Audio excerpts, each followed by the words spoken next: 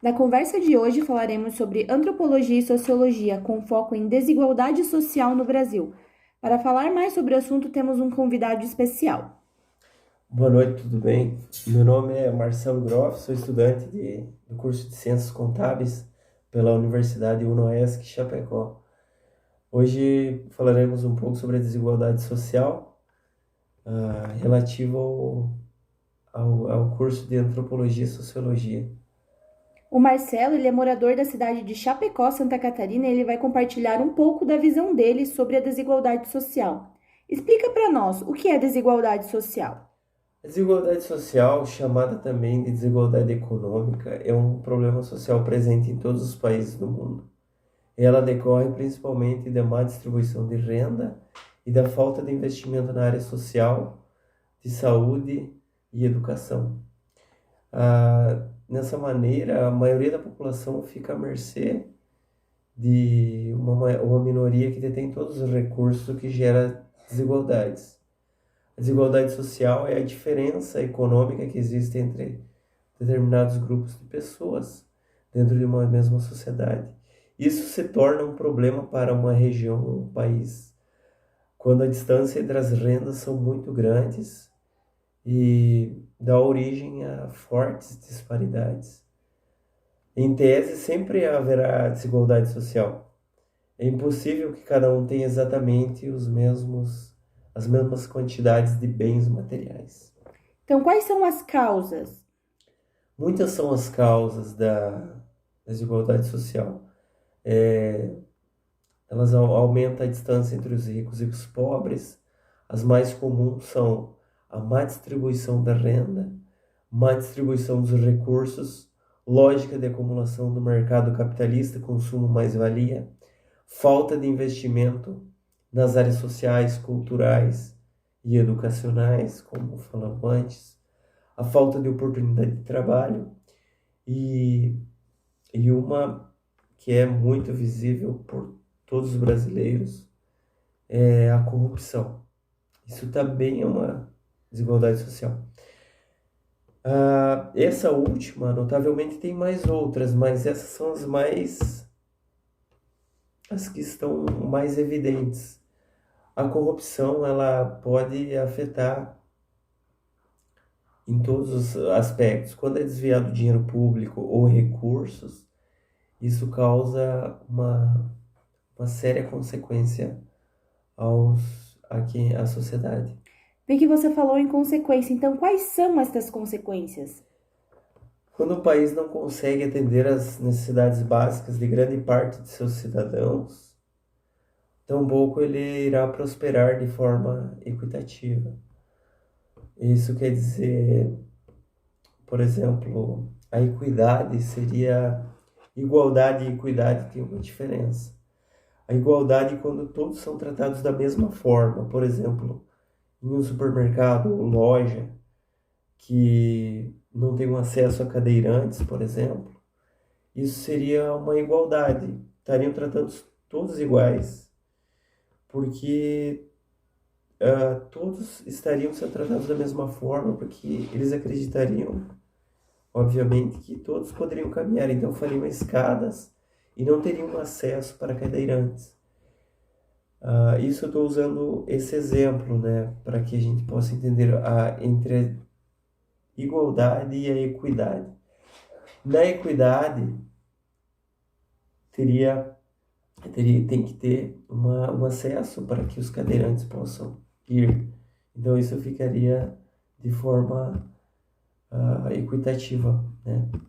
Não seria o cadeirante tratado mal, mas também ele seria tratado de uma forma digna, onde ele poderia entrar com suas pernas, né, as cadeiras de rodas, na loja ou no mercado, onde for. Então, a equidade, ela ajuda a tratar os cidadãos com cada um com sua peculiaridade, né, com seus desafios, com seus problemas. Uma das consequências mais graves também é a pobreza, a miséria, a favelização. A desigualdade, ela traz a fome, desnutrição, mortalidade infantil, aumento das taxas de desemprego, grandes diferenças entre as classes sociais, marginalização de parte da sociedade, atraso no progresso da economia do país, aumento dos índices de violência e da criminalidade. Tudo isso é efeito da desigualdade social. Quando uma sociedade é altamente vítima, né, da corrupção, notavelmente ela vai ser vítima da desigualdade social, onde terá muitos picos de violência, falta de estrutura, falta de saneamento básico, de infraestrutura, de recursos para atender as necessidades de todas essas pessoas, esses cidadãos, individualmente, em família e em sociedade. Então, nós conversamos até agora em âmbito de Brasil. Porém, na sua cidade, você identifica alguma desigualdade social? No dia a dia, a gente não para prestar atenção como os dias são corridos, a gente tem trabalho, faculdade, tem outras obrigações. Eu, particularmente, não presto atenção em algumas coisas assim tão notáveis, talvez que pessoas como eu sou leigo nessa área de antropologia e sociologia, mas também aprendi algumas coisas, é óbvio, obviamente, mas na minha cidade realmente deve ter e tem a desigualdade social. Não existe um lugar que não tenha desigualdade social. Isso pode ter bastante em um lugar e pouco em outro. Na minha cidade, o que eu mais noto é em relação à saúde. Mesmo que tenha pessoas de fora, como nordestinos, pessoas de outros países que às vezes até pensem que aqui onde nós moramos, no nosso estado, seja um dos melhores em relação à saúde. Eu vejo que há uma desigualdade muito grande em relação a quem tem um plano de saúde com quem não tem, com quem depende do Sistema Único de Saúde, que é o SUS, oferecido pelo governo, que deveria ser algo que seja benéfico para as pessoas, mas muitas vezes não é dessa forma que acontece. Talvez seja pelo sobrecarregamento da pandemia ou algo assim, mas às vezes para tu marcar uma consulta demora muito tempo. Para exames demora muito tempo para ser o resultado de um exame ou para tu marcar um exame. Então isso para mim é uma desigualdade social. Então, visando essas dificuldades que você encontrou tanto na sua cidade quanto em âmbito de Brasil, qual a sua opinião de como poderemos reduzir ou extinguir essas desigualdades sociais? As desigualdades sociais precisaria ensinar nas escolas, desde pequeno, para que as crianças aprendam a tratar seu semelhante de forma respeitosa, para que possam aprender também a lidar com situações onde precisem ajudar seu próximo, sua sociedade, onde possam identificar problemas que possam ser resolvidos, né, em grupo e individualmente também.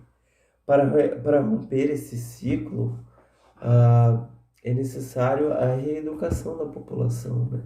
Ensinando, reforçando esses tópicos nas escolas e desde a infância, com foco na educação mais social, também aumentando o controle fiscal do país, evitando assim fraude e desonestidade política ou de gestão, reforçando as oportunidades de crescimento, seja através de empregos, educação ou a qualidade de vida.